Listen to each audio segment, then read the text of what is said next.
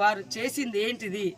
ఈరోజు దేశం అమ్మబడుతుంది. గతంలో మరి మా నాయకులు ఇందిరాగాంధీ కాడ నుంచి నెహ్రూ గారి కాడ నుంచి మరి మొన్నటి వరకు కూడా కాంగ్రెస్ ప్రభుత్వం వందల వేల ప్రభుత్వ రంగ సంస్థలు నిర్మించింది, ప్రభుత్వ ఉద్యోగాలు సృష్టించింది. కానీ ఈరోజు దేశం కోసం, ధర్మం కోసం అని ఆదాని కోసం, అంబానీ కోసం దేశాన్ని తాకట్టు పెడుతున్నటువంటి వాళ్ళను విస్మరించాల్సిన అవసరం ఉంది.